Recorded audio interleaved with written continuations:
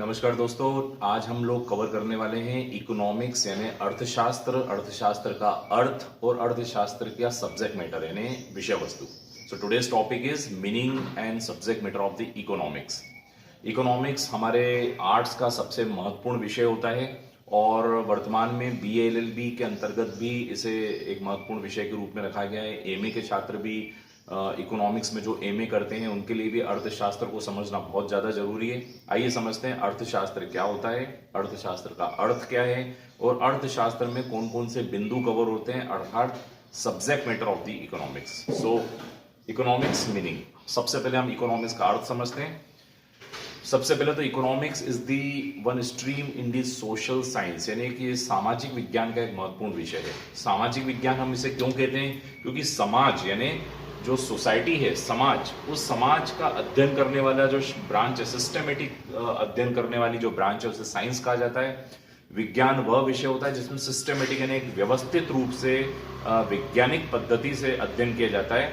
और ये चीज सामाजिक, चूंकि सामाजिक फील्ड पर हो रही है, इकोनॉमिक्स जो एक फील्ड होती है, एक प्रकार से इकोनॉमिक गतिविधियां जो होती है, एक ऐसी ब्रांच, इकोनॉमिक एक ऐसी ब्रांच है सामाजिक विज्ञान की जो इकोनॉमिक गतिविधियों का अध्ययन करती है। अब ये इकोनॉमिक यानी आर्थिक गतिविधियां, अब ये आर्थिक गतिविधियां हैं क्या, समाज में ऐसी कौन सी आर्थिक गतिविधियां मानी जाती है, आइए समझते हैं। इकोनॉमिक एक्टिविटीज को यदि हम स्टार्ट करें तो हम सभी को पता है मनुष्य के सर्वाइवल के लिए, मनुष्य के अस्तित्व के लिए, यानी मनुष्य को यदि जीना है, उसको अपना अस्तित्व बनाना है तो ही is dependent on some things. कुछ वस्तुओं की उसको जरूरत है, यानी वांट है, वांट यानी आवश्यकता है। उन आवश्यकताओं की पूर्ति किए बिना व्यक्ति अपना सर्वाइवल नहीं कर पाएगा। और डार्विन का सिद्धांत है दोस्तों, सर्वाइवल ऑफ द फिटेस्ट, जो फिट होगा वही सर्वाइव हो पाएगा। तो इस प्रकार मनुष्य के अस्तित्व के लिए कुछ वस्तुओं की आवश्यकता होती है, कुछ चीजों की आवश्यकता होती है और उसकी जो जरूरतें होती है, जो नीड्स हैं, मतलब जो जरूरतें होती है दो प्रकार की, एक बेसिक, बेसिक मतलब एक मूलभूत आवश्यकताएं, और एक नॉन बेसिक्स, यानी एक होती है बेसिक आवश्यकता, यानी जिसके बिना तो व्यक्ति का अस्तित्व पॉसिबल ही नहीं है, जिसे हम फूड, क्लॉथ, शेल्टर कहते हैं, रोटी, कपड़ा, मकान। तो यानी व्यक्ति को भोजन चाहिए, भोजन के बिना व्यक्ति का अस्तित्व नहीं है।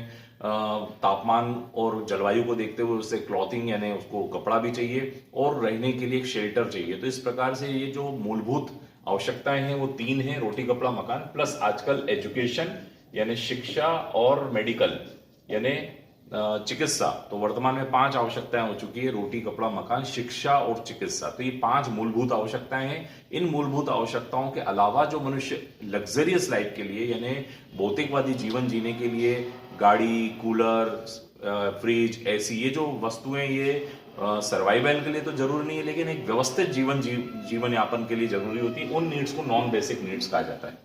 तो इस प्रकार मनुष्य के सर्वाइवल के लिए आवश्यकताएं हैं। उन आवश्यकताओं को हम लोगों ने 2 भागों में देखा। अब इन आवश्यकताओं की जो पूर्ति, जो नीड्स हैं, ये जो मनुष्य की जो नीड्स हैं, उन नीड्स के लिए मनुष्य को कुछ रिसोर्सेज की जरूरत होती है। रिसोर्सेज यानी संसाधनों की जरूरत है। अब ये संसाधन जो है, इन संसाधनों का उत्पादन करना, प्रोडक्शन करना, इन संसाधनों का डिस्ट्रीब्यूशन करना यानी वितरण करना, इन संसाधनों का कंजम्पशन यानी उपभोग करना। तो इस प्रकार संसाधनों का उत्पादन, संसाधनों का वितरण और संसाधनों का डिस्ट्रीब्यूशन, कंजम्पशन, ये these all are the economic activities. इसी को इकोनॉमिक एक्टिविटीज कहते हैं।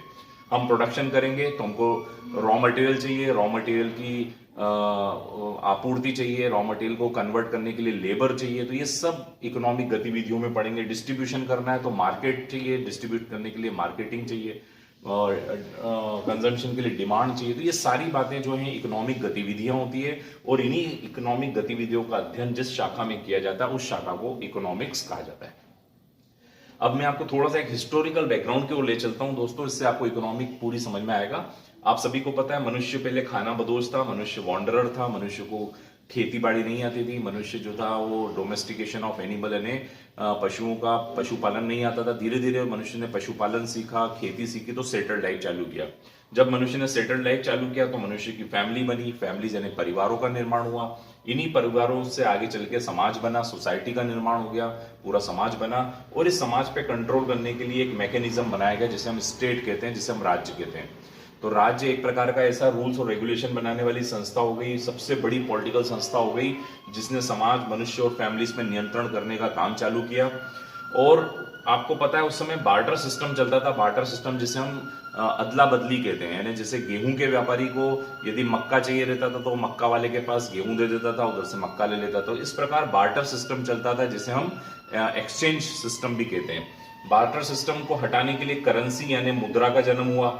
मुद्रा का मतलब होता है करेंसी।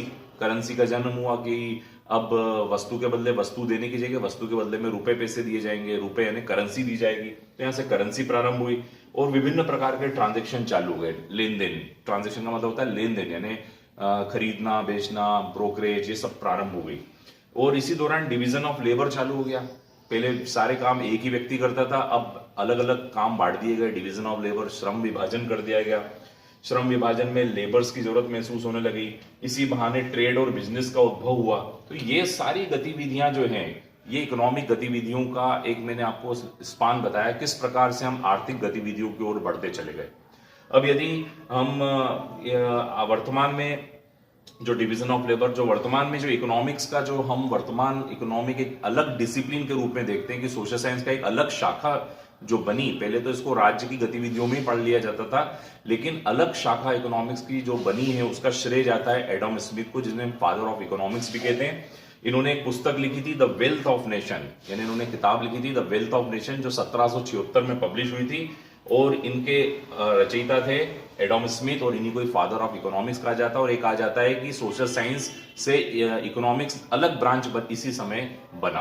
तो इस प्रकार इकोनॉमिक्स सोशल साइंस का एक ब्रांच बन गया। अब इसमें क्या क्या बातें हम पढ़ते हैं, यदि हम सब्जेक्ट मैटर को देखें कि इकोनॉमिक्स क्या क्या कवर करता है, इसकी विषय वस्तु क्या है, तो सबसे पहले हम सारी इकोनॉमिक एक्टिविटीज का अध्ययन जो करते हैं वो इसके अंतर्गत करते हैं। यानी इकोनॉमिक्स के अंदर हम इकोनॉमिक गतिविधियों का अध्ययन करते हैं, सेल परचेज, खरीदना बेचना, इन सब की अध्ययन करते हैं। इसके बाद जितने भी व्यापारिक गतिविधियां यानी बिजनेस इंडस्ट्रीज यानी उद्योग और व्यापार हैं, उद्योग व्यापार में जो प्रोडक्शन हो रहा है, मैन्युफैक्चरिंग हो रही है, जो प्रोडक्शन हो रहा है, डिस्ट्रीब्यूशन हो रहा है, ये भी इकोनॉमिक्स के अंदर कवर होता है। इसके बाद all economic activities of state, राज्य द्वारा जो इकोनॉमिक एक्टिविटीज की जा रही है, गवर्नमेंट द्वारा जितनी भी आर्थिक नीतियां बनाई जाती है, गवर्नमेंट द्वारा पंचवर्षीय योजनाएं बनाई जा रही है, गवर्नमेंट द्वारा फाइनेंस कमीशन या मौद्रिक नीतियां बनाई जा रही है, ये सब का भी अध्ययन, करेंसी के बारे में पॉलिसीज जो बनाई जाती है वो भी इकोनॉमिक का ही सब्जेक्ट मैटर है दोस्तों।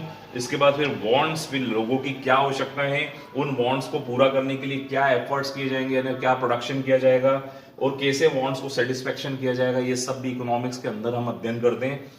इसके बाद प्रोडक्शन के जो भी फैक्टर्स होते हैं, जैसे मनी एक फैक्टर होता है, लेबर एक फैक्टर होता है, लैंड एक फैक्टर होता है, एक्टिव फैक्टर भी होते हैं, नॉन एक्टिव फैक्टर भी होते हैं। इन फैक्टर का अध्ययन भी इकोनॉमिक्स में करते हैं। साथ ही साथ इकोनॉमिक ग्रोथ एंड डेवलपमेंट यानी आर्थिक विकास और आर्थिक वृद्धि, ये भी हम इकोनॉमिक्स के अंतर्गत अध्ययन करते हैं। तो it is the subject matter of the economics. Economics में हम किन किन बातों को समावेश करते हैं वो आज मैंने आपको क्लियर किया। So today's lecture is about the economics का meaning और economics का subject matter. I think it is clear to you. Now kindly subscribe my channel. Loisy, thank you so much.